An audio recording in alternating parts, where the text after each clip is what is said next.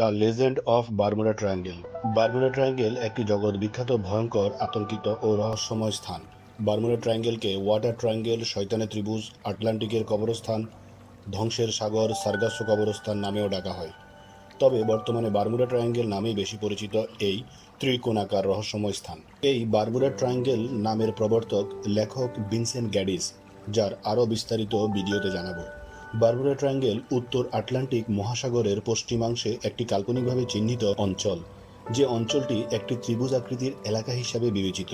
এই কাল্পনিক ত্রিভুজের সীমানাটি হলো এমন, যার একটি কোণ ধরা হয় মার্কিন যুক্তরাষ্ট্রের ফ্লোরিডা অঙ্গরাজ্যের মিয়ামি অঞ্চলকে, আরেকটি কোণ ধরা হয় মার্কিন যুক্তরাষ্ট্রের পুয়ের্তো রিকো এর সান জুয়ান অঞ্চলকে, এবং তৃতীয় অঞ্চলটি দ্বীপরাষ্ট্র বারমুডা এর মধ্যে বলে ধারণা করা হয়।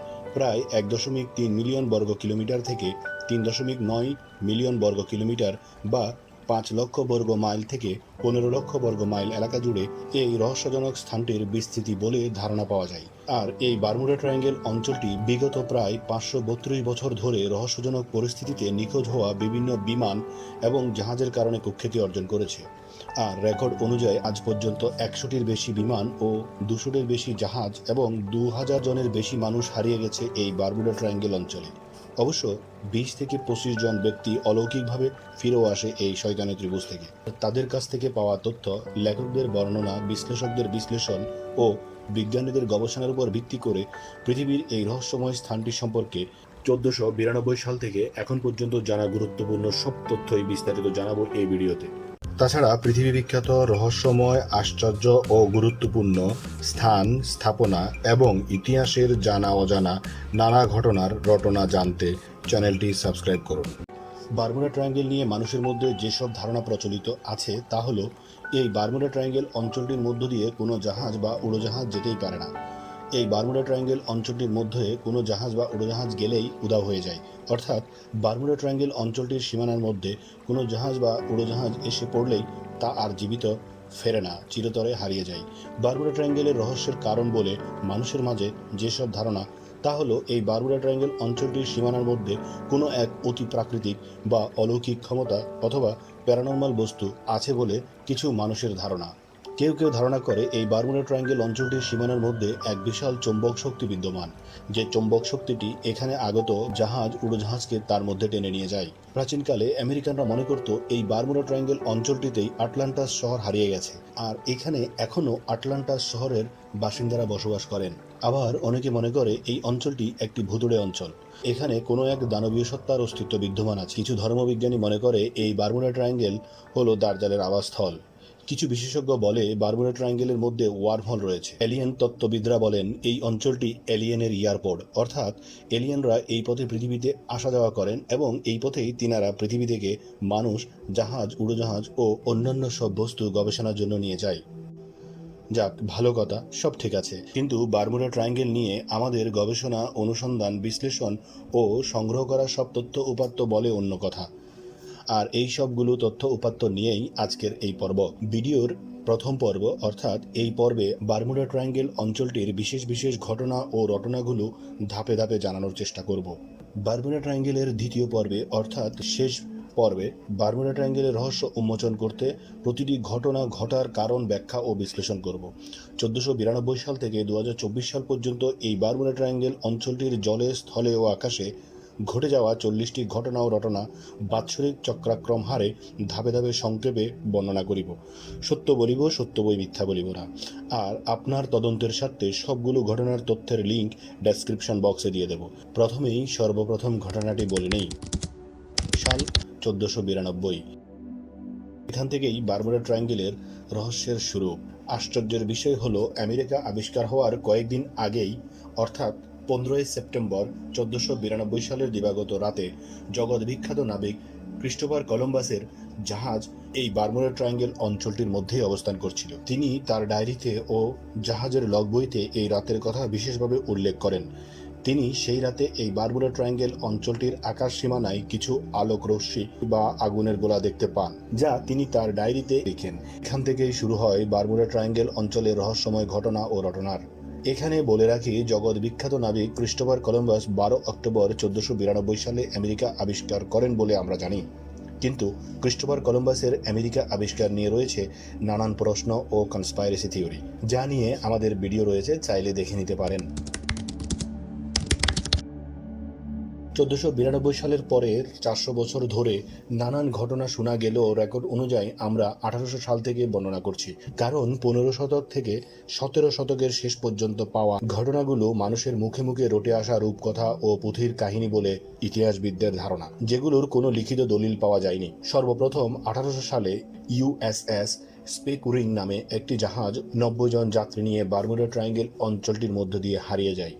কেন হারিয়ে যায় তা জানা না গেলেও সর্বপ্রথম রেকর্ড করা হারিয়ে যাওয়া জাহাজটি হিসেবে এই জাহাজটির নাম পাওয়া যায়।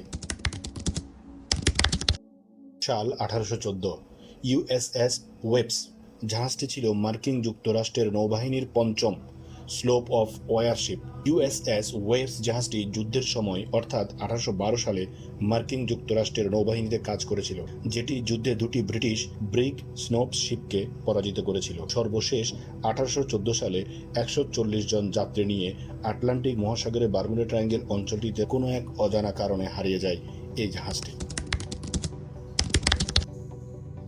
1818 সালে অ্যালান অস্টিন নামে 210 ফিট এর একটি জাহাজ লন্ডন থেকে নিউ ইয়র্ক যাচ্ছিল।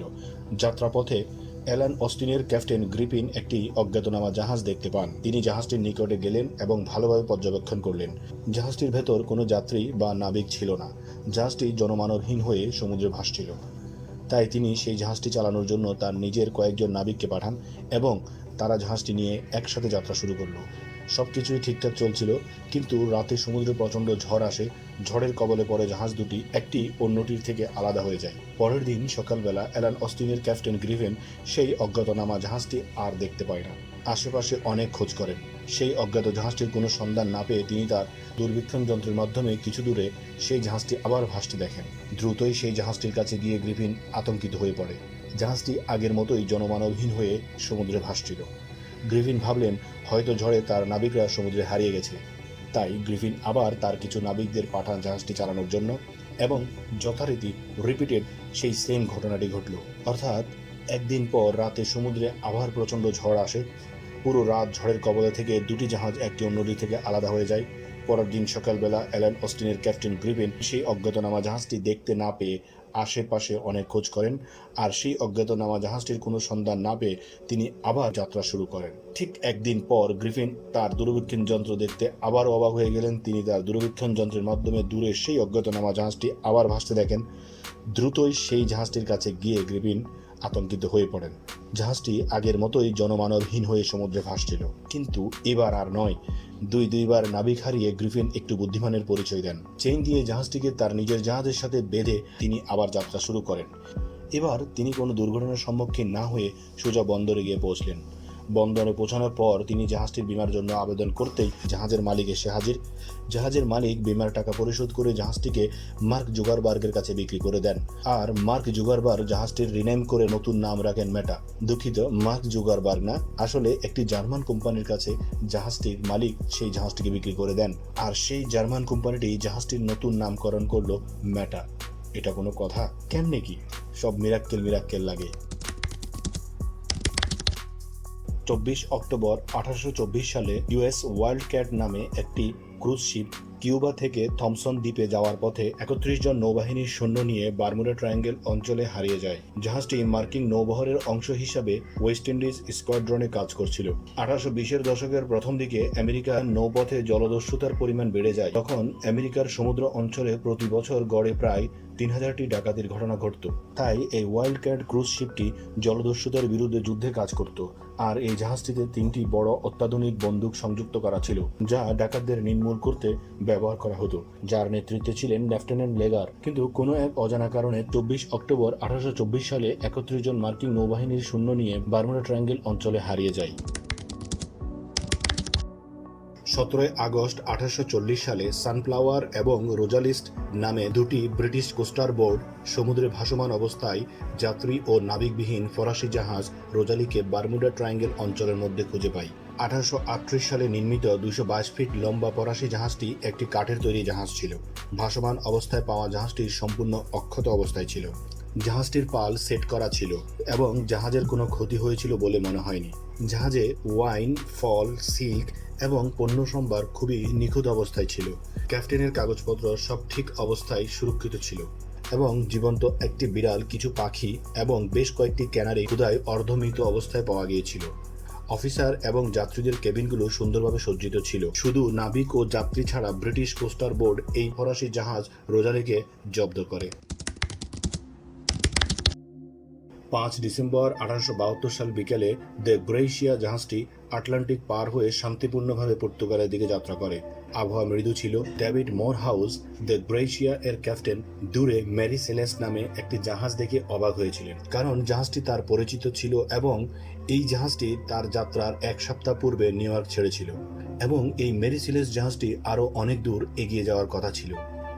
এই মেরি সেলেস্ট জাহাজটির ক্যাপ্টেন বেঞ্জামিন ব্রিক্স, তার স্ত্রী সারা এবং তার 2 বছর বয়সী মেয়ে সোফিয়া এবং 7 জন অভিজ্ঞ নাবিক সহ মোট 10 জন যাত্রী নিয়ে 25 নভেম্বর 1872 সালে নিউ ইয়র্ক থেকে ইতালির জেনোয়ার উদ্দেশ্যে রওনা করেছিল। কিন্তু 5 ডিসেম্বর 1872 সালে অ্যাজোরাস থেকে 400 নটিক্যাল মাইল দূর বা 772 কিলোমিটার দূরে ক্যাপ্টেন বেঞ্জামিন ব্রিক্স এর জাহাজটি খালি ভাসমান অবস্থায় পায়। তারই বন্ধু অন্য আরেকটি জাহাজ দ্য গ্রেসিয়ার ক্যাপ্টেন ডেভিড মোরহাউস চিন্তিত হয়ে গেলেন এবং তিনি জাহাজটির দিকে দ্রুত এগোতে লাগলেন। তিনি এবং তার দলের সদস্যরা মেরি সেলেস্ট জাহাজটির দিকে ভালোভাবে নজর রাখলেন।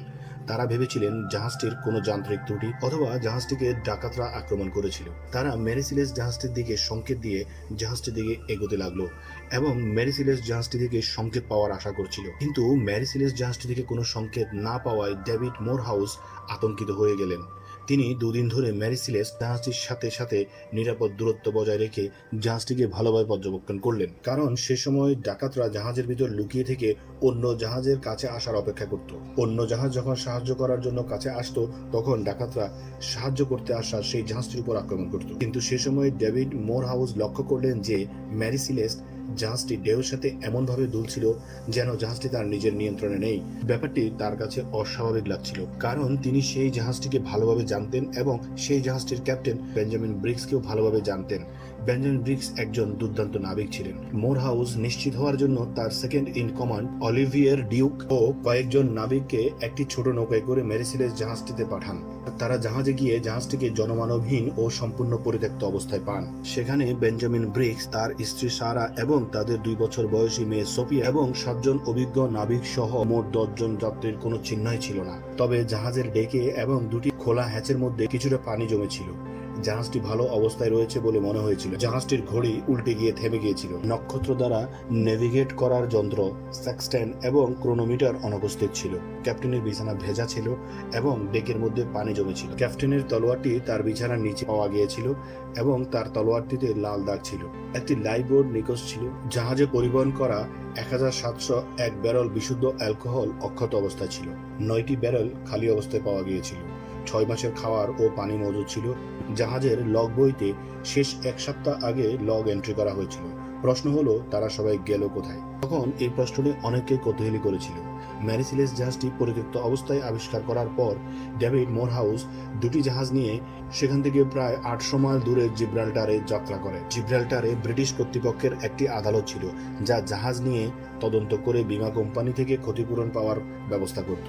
ডেভিড মোরহাউসের তথ্যের উপর ভিত্তি করে ব্রিটিশ কর্তৃপক্ষ অবিলম্বে কি ঘটেছিল তা জানতে তদন্ত শুরু করে। ডেভিড মোরহাউস ভেবেছিলেন যে তিনি অন্তত মেরি সেলেস্ট জাহাজটির বীমার দাবি করতে পারেন এবং কিছু ক্ষতিপূরণ পেতে পারেন, কিন্তু তদন্তে তাদের অর্থাৎ নাবিকদের নিখোঁজ হওয়ার কোনো সঠিক যুক্তি বা কারণ খুঁজে পাওয়া যায়নি। তাহলে তারা কোথায় হারিয়ে গেল? কি হয়েছিল সেই মেরি সেলেস্ট জাহাজটি?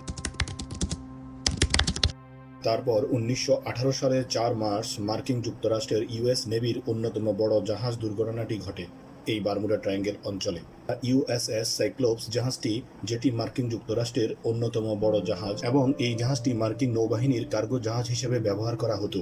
এই জাহাজটি সর্বশেষ তার 9 দিনের যাত্রায় 306 জন যাত্রী ও নাবিক নিয়ে 16 ফেব্রুয়ারি 1918 সালে ব্রাজিলের রিও ডি জেনেরিও থেকে মার্কিন যুক্তরাষ্ট্রের মেরিল্যান্ডের ব্যাল্টিমোরে 1100 টন ম্যাঙ্গানিজ নিয়ে রওনা করে। 4 দিন পর অর্থাৎ 20 ফেব্রুয়ারি 1918 সালে সেলভাডোরে পৌঁছে বিরতি নেয় জাহাজটি এবং তার 2 দিন পর অর্থাৎ 22 ফেব্রুয়ারি 1918 সালে আবার মার্কিন যুক্তরাষ্ট্রের মেরিল্যান্ডের বাল্টিমোরের পথে রওনা করে। কিন্তু 4 মার্চ 1918 সালের পর থেকে আজ পর্যন্ত এই জাহাজটির কোনো হদিস মেলেনি। হঠাৎ জাহাজটি কিভাবে এবং কেন চিরতরে হারিয়ে যায় তা আজও সকলের অজানা। এদিন আবহাওয়া যথেষ্ট ভালো ছিল বলে জানা যায়। 9 জানুয়ারি 1921 সালে 5 মাস্তুল বিশিষ্ট একটি জাহাজ যার নাম ছিল ক্যারল এ ডেয়ারিং। ক্যারল এ ডেয়ারিং জাহাজটি 11 জন নাবিক নিয়ে বার্বাডোস থেকে ভার্জিনিয়ার উদ্দেশ্যে রওনা করে। তার 3 সপ্তাহ পর নর্থ ক্যারোলিনার কোস্ট গার্ডের একটি লাইট শিপ ক্যারল এ ডেয়ারিং জাহাজটি তাদের উপকূলে দেখতে পান এবং তাদের মধ্যে সে সময় মেসেজ আদান প্রদান হয়েছিল বলে জানা যায়। কিন্তু ক্যারল এ ডেয়ারিং জাহাজটি নর্থ ক্যারোলিনায় না থেমে সামনের দিকে এগোতে থাকে। দুঃখজনক হলেও সত্যি যে ক্যারল এ ডেয়ারিং জাহাজটি তার গন্তব্যে পৌঁছতে পারেনি। এই ক্যারল এ ডেয়ারিং জাহাজটি নানান কারণে মানুষের কাছে দ্য গোস্ট শিপ নামে পরিচিত ছিল। 31 জানুয়ারি 1921 সালে জাহাজটি ডায়মন্ড সোলস নামক জলাশয়ে ধ্বংসপ্রাপ্ত অবস্থায় পাওয়া যায়। আর এই জাহাজ ধ্বংসের কাহিনী ব্যাপকভাবে আলোড়ন ফেলে তৎকালীন সংবাদ মাধ্যমগুলোতে। 29 নভেম্বর 1925 সালে মালবাহী জাহাজ SS কোটাফাক্সি চার্লসটন দক্ষিণ ক্যারোলিনা ছেড়ে কিউবার হাভানায় যাত্রা করে। ক্যাপ্টেন WJ মেয়ার এর অধীনে জাহাজটিতে 32 জনের একটি নাবিকের দল ছিল এবং জাহাজটি 2340 টন কয়লা পরিবহন করছিল। জাহাজটি 2 দিন পর অর্থাৎ 1 ডিসেম্বর 1925 সালে বারমুডা ট্রায়াঙ্গেল অঞ্চলে নিখোঁজ হওয়ার খবর পাওয়া গিয়েছিল। 3 নভেম্বর 1941 সালে 58 জন যাত্রী নিয়ে ইউএস নেভির কার্গো জাহাজ USS প্রোটিয়াস AC-9 ভার্জিনিয়া দ্বীপপুঞ্জের সেন্ট থমাসে যাওয়ার সময় ক্যারিবিয়ান সমুদ্র অঞ্চলে হারিয়ে যায়। এই ক্যারিবিয়ান সমুদ্র অঞ্চলটি বারমুডা ট্রায়াঙ্গেল অঞ্চলের একটি অংশ। 10 ডিসেম্বর 1941 সালে 61 জন যাত্রী নিয়ে ইউএস নেভির একটি কার্গো জাহাজ USS নেরিয়াস AC-10 ভার্জিনিয়া দ্বীপপুঞ্জে মিত্রবাহিনীর বিমানের জন্য অ্যালুমিনিয়াম তৈরির উদ্দেশ্যে আকরিক নিয়ে যাওয়ার সময় এই বারমুডা ট্রায়াঙ্গেল অঞ্চলে হারিয়ে যায়। 1944 সালে আমেরিকান রুবিকান নামে একটি যাত্রীবাহী জাহাজ কিউবা থেকে হাভানা যাচ্ছিল। যাত্রাপথে বারমুডা ট্রায়াঙ্গেল অঞ্চলে জাহাজটি হারিয়ে যায়। ইউএস নেভি দীর্ঘ 1 মাস চার্জ অপারেশন চালানোর পর ফ্লোরিডার কাছাকাছি আমেরিকান রুবিকান জাহাজটি অক্ষত অবস্থায় খুঁজে পায়। জাহাজের ভেতর সবকিছু ঠিকঠাক ছিল এবং জাহাজটিতে যাত্রা করা প্রায় 300 যাত্রীর সবাই নিরুদ্দেশ ছিল। তবে একটি মাত্র জীবিত কুকুর উপস্থিত ছিল সেই জাহাজে। সেই সময় এই ঘটনাটি ভয়ঙ্কর ঘটনা হিসাবে আমেরিকানদের মাঝে এই বারমুডা ট্রায়াঙ্গেল নিয়ে অনেক আতঙ্কের জন্ম দেয়। ক্যাপ্টেন থমাস আর্থার গার্নার ও তার 11 জন পাইলট মার্কিন নৌবাহিনীর PBM-3S টহল সি প্লেনে যাত্রা অবস্থায় বারমুডা ট্রায়াঙ্গেল অঞ্চলের সমুদ্র সীমানাতে হারিয়ে যায়। তারা একটি রাডার প্রশিক্ষণ ফ্লাইটে গ্রেট এক্সুমা বাহামাসে যাওয়ার জন্য 9 জুলাই 1945 সালের সন্ধ্যা 7টা 7 মিনিটে ফ্লোরিডার banana river naval air station থেকে এয়ারবেস ত্যাগ করে। তাদের শেষ রেডিও সিগন্যালের অবস্থান ছিল প্রভিডেন্স দ্বীপের কাছাকাছি। 9 জুলাই 1945 সালের গভীর রাতে অর্থাৎ 10 জুলাই 1945 সাল সকাল 1টা 16 মিনিটের পর থেকে তাদের আর কোনো খোঁজ পাওয়া যায়নি। 10 দিনের অনুসন্ধান করেও তাদের কোনো সন্ধান না পাওয়ায় সেই চার্জ অপারেশনটি বন্ধ করে দেওয়া হয়। আজ পর্যন্ত প্লেনটি নিরুদ্দেশ অবস্থায় রয়েছে। সবচেয়ে বিখ্যাত ঘটনাগুলোর মধ্যে সম্ভবত প্রধান ঘটনাটি হল ফ্লাইট 19 হারিয়ে যাওয়ার ঘটনা। ইউএস নেভির 5টি অ্যাভেঞ্জার টর্পেডো বোমারু বিমান প্রশিক্ষণের সময় মোট 14 জন অভিজ্ঞ বৈমানিক নিয়ে অদৃশ্য হয়ে গিয়েছিল। তখন তাদের সন্ধানে পাঠানো আরও 2টি উদ্ধারকারী বিমানের মধ্যে একটি বিমান মেরিনা ST-49 এবং 13 জন অভিজ্ঞ বৈমানিক সহ ওই অনুসন্ধানী বিমানটিও নিখোঁজ হয়ে যায়। অর্থাৎ সেদিন সর্বমোট 27 জন অভিজ্ঞ বৈমানিক নিয়ে 6টি বিমান নিরুদ্দেশ হয়ে যায়, যা সত্যি অবিশ্বাস্য, ভয়ঙ্কর ও আতঙ্কের।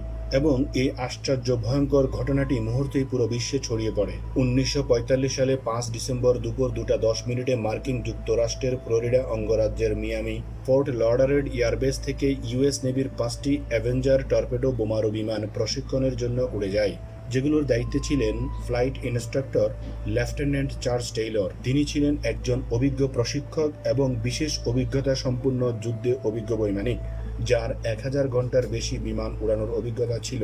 এই ফ্লাইটটি নিয়মিত প্রশিক্ষণের অংশ হিসেবে ফ্লাই করে।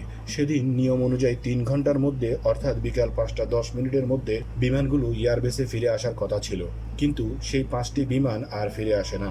এই 5টি অ্যাভেঞ্জার টর্পেডো বোমারু বিমান খুঁজতে যাওয়া ইউএস নেভির আরও একটি বিমান ST-49 ও 13 জন অভিজ্ঞ বৈমানিক চিরতরে হারিয়ে যায়, যা সত্যি এক অবাক ও রহস্যময় ঘটনা।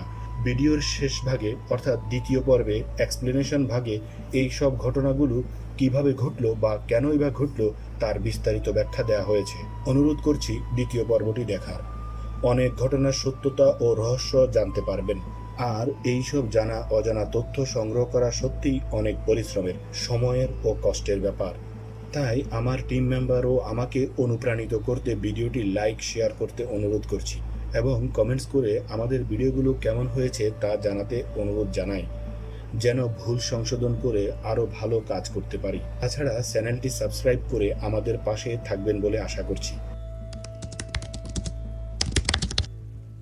3 জুলাই 1947 সালে ইউএস এয়ারফোর্সের বিমান C-54G ফ্লোরিডা থেকে 294 মাইল দূরে আটলান্টিক মহাসাগরের উপর দিয়ে যাওয়ার সময় বারমুডা ট্রায়াঙ্গেল অঞ্চলে অদৃশ্য হয়ে যায়। 30 জানুয়ারি 1948 সালের সকালে স্টার টাইগার GAHNP নামে ব্রিটিশ সাউথ আমেরিকান এয়ারওয়েজের মালিকানাধীন একটি যাত্রীবাহী বিমান পর্তুগাল থেকে বারমুডা যাওয়ার সময় আটলান্টিক মহাসাগরে বারমুডা ট্রায়াঙ্গেল অঞ্চলে অদৃশ্য হয়ে যায়। 28 ডিসেম্বর 1948 সালে ডগলাস DC-3 নামে একটি যাত্রীবাহী বিমান সান জুয়ান, পুয়ের্তো রিকো থেকে মিয়ামি, ফ্লোরিডায় যাওয়ার পথে 3 জন বৈমানিক ও 36 জন যাত্রী নিয়ে বারমুডা ট্রায়াঙ্গেল অঞ্চলে হারিয়ে যায়। 17 জানুয়ারি 1949 সালে দুপুর 2:45 স্টার এরিয়েল GAG-REE নামে ব্রিটিশ সাউথ আমেরিকান এয়ারওয়েজের মালিকানাধীন একটি যাত্রীবাহী বিমান কিংস্টন, জামাইকার উদ্দেশ্যে বারমুডা ত্যাগ করে। উড়ার 55 মিনিট পর বিমানটি আটলান্টিক মহাসাগরের উপর দিয়ে বারমুডা ট্রায়াঙ্গেল অঞ্চলে অদৃশ্য হয়ে যায়। অথচ টেক অফের পরপরই ক্যাপ্টেন জন ম্যাকফি কিংস্টন বিমানবন্দরের গ্রাউন্ড স্টেশনে জানায় সবকিছু ঠিকঠাক আছে, কিন্তু কিছুক্ষণ পরে বিমানবন্দরের রাডারের মধ্যে বিমানটি আর দেখতে না পেয়ে এবং বারমুডায় না পৌঁছায় বিকাল 5টায় বারমুডা থেকে অনুসন্ধানের জন্য একটি চার্জ বিমান পাঠানো হয়, কিন্তু সেই স্টার এরিয়েল বিমানটিকে আর খুঁজে পাওয়া যায়নি। 1950 সালের মার্চ মাসে ফ্লোরিডার একটি পত্রিকা মিয়ামি হেরাল্ড এর প্রতিবেদক Edward Van Winkle Jones Miami থেকে পুয়ের্তো রিকো যাওয়া এবং মিয়ামি থেকে বারমুডা যাওয়ার মধ্যবর্তী আকাশ ও সমুদ্র পথে জাহাজ ও উড়োজাহাজ হারিয়ে যাওয়ার ঘটনা ও দুর্ঘটনা নিয়ে একটি প্রতিবেদন প্রকাশ করে। আবার তার এই প্রতিবেদনটি 1950 সালে 16 সেপ্টেম্বর অ্যাসোসিয়েটেড প্রেসের সংবাদ মাধ্যমে প্রকাশিত হয়। এই আর্টিকেলগুলোতে 1945 সাল থেকে 1950 সালের মধ্যবর্তী সময়ে বারমুডা ট্রায়াঙ্গেল অঞ্চলে ঘটে যাওয়া 5টি আলাদা আলাদা ঘটনার ব্যাখ্যা করেন। এর রিপোর্ট অনুযায়ী বিগত 5 বছরের মধ্যে বারমুডা ট্রায়াঙ্গেল অঞ্চলে একটি জাহাজ ও 9টি উড়োজাহাজ এবং 145 জন মানুষ একেবারেই চিরতরে হারিয়ে যায়। তার এই প্রতিবেদনটি মানুষের মাঝে ব্যাপক আলোড়ন সৃষ্টি করে। 1952 সালে ফ্যাট বিখ্যাত US paranormal magazine sea mystery at our backdoor নামে একটি আর্টিকেল পাবলিশ করেন। Sea mystery at our backdoor এই আর্টিকেলটি জর্জ এক্স স্যান্ড নামে একজন সাংবাদিক এই আর্টিকেলটি লিখেন। সেখানে তিনি বারমুডা ট্রায়াঙ্গেলের সীমানা ও নানান ঘটনা ব্যাখ্যা করার চেষ্টা করেন এবং বারমুডা ট্রায়াঙ্গেলকে ওয়াটার ট্রায়াঙ্গেল নামে নামাঙ্কিত করেন, যা জনমনে আলোড়ন সৃষ্টি করে, মনে মনে ঘরে ঘরে কৌতূহলের ঝড় তোলে এবং বারমুডা ট্রায়াঙ্গেল ধীরে ধীরে লিজেন্ডারি রূপ নিতে শুরু করে। 1954 সালের মাঝামাঝি সময়ে আজোরাস থেকে মেরিল্যান্ডে যাওয়ার পথে একটি ইউএস যাত্রীবাহী বিমান বারমুডা ট্রায়াঙ্গেল অঞ্চলে চিরতরে হারিয়ে যায়। 2 জানুয়ারি 1958 সালের সকাল 8:10 রেনোভক নামে একটি ছোট ইয়ার্ড শিপের মালিক হার্ভে কনভার এবং তার পরিবারের আরও 3 জন সদস্য, তার স্ত্রী, তার ছেলে ও তার ছেলের বউ বারমুডা ট্রায়াঙ্গেল অঞ্চলের ফ্লোরিডার কাছাকাছি উপকূলে কোনো কারণ ছাড়া মুহূর্তের মাঝে ধেয়ে আসা ঝড়ের কবলে পড়ে চিরতরে হারিয়ে যায়। 1960 সালে ইউএস নেভিতে কর্মরত 19 বছর বয়সী 2 যমজ ভাই জর্জ ও ডেভিড তাদের বাবা মারা যাওয়ার খবর পান। তাই তারা তাদের কর্মস্থল থেকে একটি প্রাইভেট বিমানে করে বাড়ির উদ্দেশ্যে রওনা করেন। আর তাদের যাত্রাপথে এই বিখ্যাত বারমুডা ট্রায়াঙ্গেল অঞ্চলটি পড়ে। তাদেরকে বহন করা সেই ছোট এয়ারক্রাফটটি যাত্রার আনুমানিক 20 মিনিট পর একটি ভয়ঙ্কর মেঘের ঝড়ের কবলে পড়ে। ঝড়ের কবলে পড়ে বিমানটির সকল যন্ত্রপাতি কাজ করা বন্ধ করে দিয়েছিল। বিমানটিতে থাকা রেডিওতে ও রাডারে কোনো সিগন্যাল পাওয়া যাচ্ছিল না। বিমানটির কম্পাসটিও কাজ করছিল না। তাদের বিমানের অস্বাভাবিক আচরণ দেখে বিমানের পাইলট অজ্ঞান হয়ে পড়ে। সৌভাগ্যক্রমে বিমানে থাকা কো পাইলট বিমানটিকে নিয়ন্ত্রণ করেন এবং অনেকক্ষণ চেষ্টা করার পর তারা সেই ভয়ঙ্কর মেঘাচ্ছন্ন স্থান থেকে বেরিয়ে আসেন। 4 ফেব্রুয়ারি 1963 সালে এস মেরিন কুইন নামে একটি জাহাজ 39 জন নাবিক নিয়ে হারিয়ে গিয়েছিল। এস কুইন 4 ফেব্রুয়ারি 1963 সালের সকালে টেক্সাস বিউমন্ট থেকে 15,260 টন সালফারের কার্গো নিয়ে রওনা হয় এবং 4 ফেব্রুয়ারি 1963 সালের রাত থেকে আজ পর্যন্ত তাদের কোনো খবর পাওয়া যায়নি।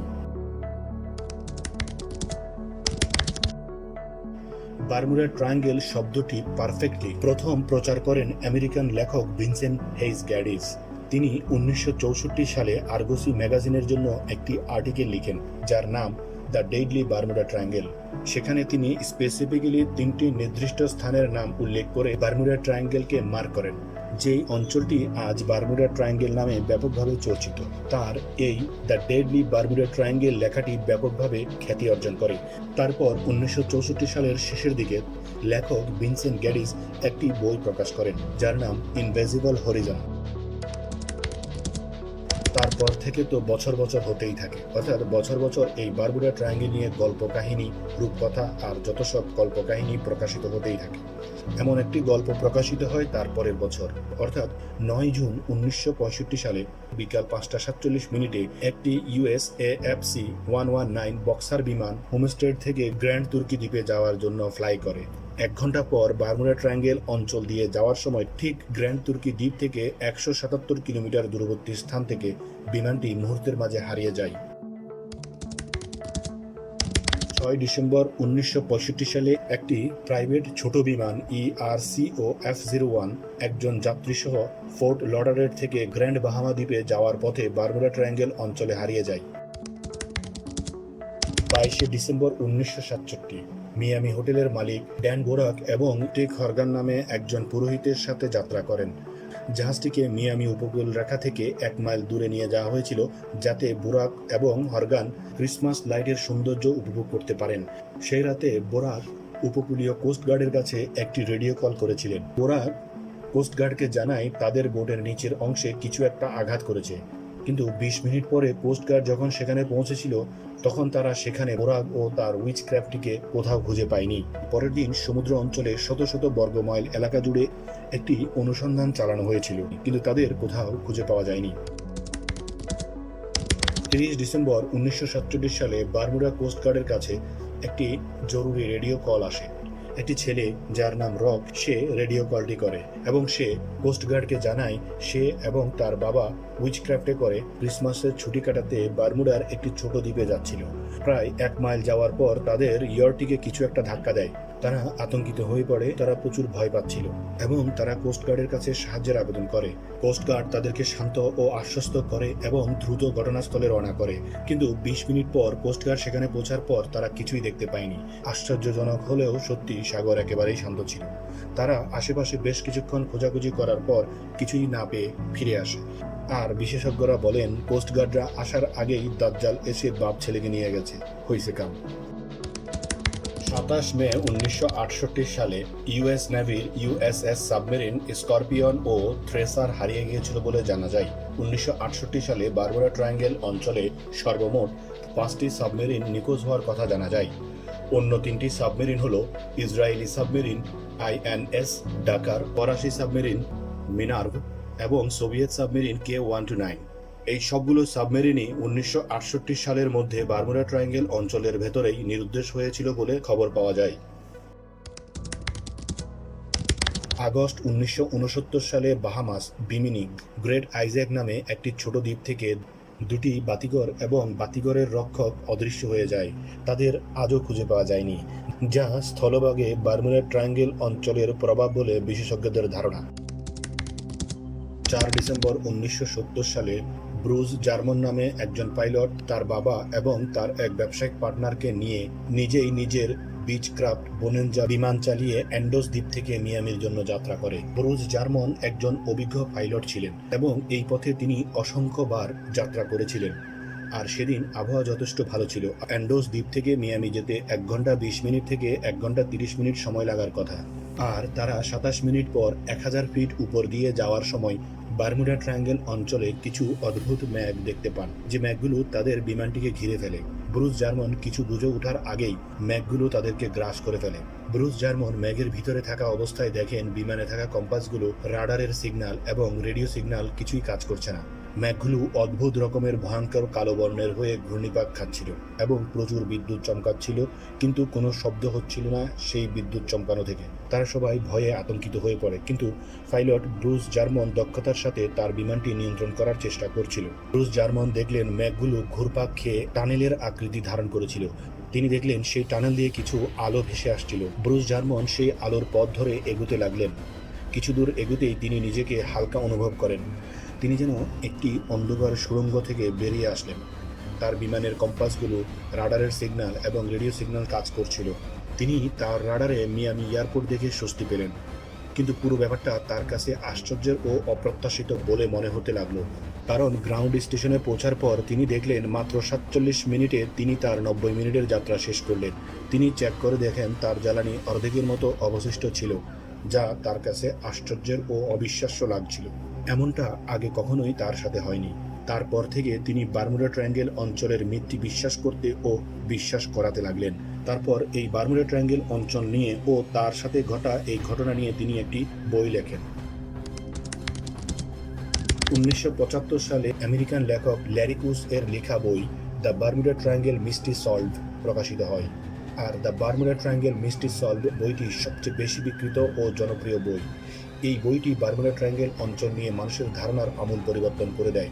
এই বইটির বিশেষ কিছু যুক্তি ভিডিওর দ্বিতীয় পর্বে আলোচনা করা হয়েছে। এই বইটি বারমুডা ট্রায়াঙ্গেলের কুসংস্কার ও মানুষের ধারণার পরিবর্তন করতে সহায়ক ভূমিকা পালন করে। 20 জুন 2005 সালে একটি ফাইফার PA-23 ট্রেজার জাহাজ 3 জন যাত্রী নিয়ে আইসল্যান্ড বাহামা থেকে ফোর্ট পিয়ার্স ফ্লোরিডা যাওয়ার পথে বারমুডা ট্রায়াঙ্গেল অঞ্চলে হারিয়ে যায়। জুলাই 2015 সালে দুটি 14 বছর বয়সী ছেলে অস্টিন স্টেফানোস এবং তার বন্ধু ফেরি কোহেন বারমুডার উপকূলে তাদের 19 ফুট দীর্ঘ নৌকায় মাছ ধরার জন্য সফর করেছিলেন। তারা বারমুডা ট্রায়াঙ্গেল অঞ্চলে মৎস্য শিকাররত অবস্থায় তাদের নৌকা সহ অদৃশ্য হয়ে যায়। আজ পর্যন্ত তাদেরকে খুঁজে পাওয়া যায়নি। 1 অক্টোবর 2015 সালে SSFL ফারো নামে একটি জাহাজ 33 জন যাত্রী সহ বারমুডা ট্রায়াঙ্গেল অঞ্চলে বাহামাস উপকূলে ডুবে যায়। 4 মার্চ 2016 সালে ন্যাশনাল জিওগ্রাফি এই বারমুডা ট্রায়াঙ্গেল অঞ্চলে প্রচুর গবেষণার কাজ পরিচালনা করেন। ন্যাশনাল জিওগ্রাফির রিপোর্ট অনুযায়ী এই বারমুডা ট্রায়াঙ্গেল অঞ্চলটিতে এখন পর্যন্ত অর্থাৎ 2016 সাল পর্যন্ত 75টি বিমান, 100টির বেশি জাহাজ এবং 1024 জনের বেশি মানুষ হারিয়ে গিয়েছে।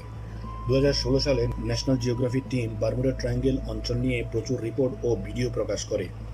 এই ভিডিও এবং রিপোর্ট দেখে মানুষের মাঝে দুটি মতামতের সৃষ্টি হয়। কিছু মানুষ এই বারমুডা ট্রায়াঙ্গেল অঞ্চলকে প্রাকৃতিক বলে ধরে নেয়, আর কিছু মানুষ এই বারমুডা ট্রায়াঙ্গেলকে এবং এই বারমুডা ট্রায়াঙ্গেল অঞ্চলটিতে ঘটা ঘটনাগুলোকে অপ্রত্যাশিত অতি প্রাকৃতিক বলে এখনও মনে করেন।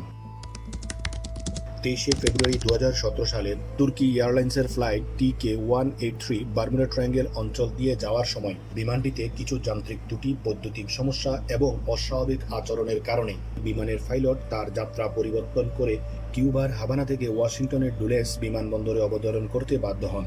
সেদিন সেই পাইলটের কারণে 440 জন যাত্রীর জীবন বেঁচে গিয়েছিল। আর এই ঘটনাটি বারমুডা ট্রায়াঙ্গেল অঞ্চলটিকে আবার সাধারণ মানুষের কাছে নিয়ে আসে। 14 মে 2017 সালে MU-2B মডেলের একটি ব্যক্তিগত ছোট বিমানে করে জেনিফার ব্লুমিন নামের একজন নারী তার 2 শিশু সহ মার্কিন যুক্তরাষ্ট্রের পুয়ের্তো রিকো থেকে ফ্লোরিডা অঙ্গরাজ্যের টিটুস ভিলিতে উড়ে যাওয়ার পথে মিয়ামির এয়ার ট্রাফিক কন্ট্রোলার, রাডার এবং রেডিও সিগন্যাল থেকে হঠাৎ অদৃশ্য হয়ে যায়। তাদের বিমানটি সর্বশেষ বারমুডা ট্রায়াঙ্গেল অঞ্চলে 2400 ফুট উপর দিয়ে ফ্লাই করছিল বলে ধারণা পাওয়া যায়। রেকর্ড অনুযায়ী সর্বশেষ ঘটনাটি হল 20 ডিসেম্বর 2020 সালে 30 ফিট দীর্ঘ একটি জাহাজ 20 জন যাত্রী নিয়ে বাহামাস থেকে ফ্লোরিডার জন্য যাত্রা করে। জাহাজটি বারমুডা ট্রায়াঙ্গেল অঞ্চলে আসার পর হঠাৎ অদৃশ্য হয়ে উধাও হয়ে যায়। জাহাজটি আজও খুঁজে পাওয়া যায়নি। বারমুডা ট্রায়াঙ্গেল অঞ্চলে ঘটে যাওয়া এই 40টি ঘটনা ও রটনা বাৎসরিক চক্রাক্রমে বর্ণনা করেছি। পৃথিবীতে যেসব বস্তু, স্থান, ঘটনা বা ব্যক্তি মানুষের মুখে মুখে অনন্তকাল ধরে বেঁচে থাকে তাকেই আমরা আরবান লিজেন্ড বা দ্য লিজেন্ড বলে আখ্যায়িত করে থাকি। আর এই বারমুডা ট্রায়াঙ্গেলটিকে পৃথিবীর অন্যতম আরবান লিজেন্ড বা দ্য লিজেন্ড বলে ধরা হয়, কারণ এই বারমুডা ট্রায়াঙ্গেলকে নিয়ে মানুষের আলোচনা, সমালোচনা, জল্পনা কল্পনার শেষ নেই। বারমুডা ট্রায়াঙ্গেলকে নিয়ে এরকমের আরও হাজার হাজার ঘটনা ও রটনা রয়েছে এবং এই বারমুডা ট্রায়াঙ্গেলকে নিয়ে নানান সংবাদ করা, আর্টিকেল লিখা, বই লিখা, গান বানানো, ডকুমেন্টারি বানানো, সিনেমা বানানো এবং টিভি শো বানানো হয়েছে, এমনকি ভিডিও গেম পর্যন্ত তৈরি করা হয়েছে। তাই এই বারমুডা ট্রায়াঙ্গেল মানুষের আগ্রহের এক খোরাক হিসাবে আজও বহমান। এই বারমুডা ট্রায়াঙ্গেলের রহস্য জানতে ভিডিওর দ্বিতীয় পর্ব দেখার অনুরোধ রইল। সংবিধিবদ্ধ সতর্কীকরণ সংবাদ। ভিডিও কেমন লেগেছে তা জানাবেন। লাইক করলে খুশি হব, সাবস্ক্রাইব করলে আরও ভিডিও পাবেন। আবারও ধন্যবাদ ভিডিওটা এ পর্যন্ত দেখার জন্য। নিজের, পরিবারের, প্রতিবেশীর ও পরিবেশের যত্ন নিন। আল্লাহ হাফেজ।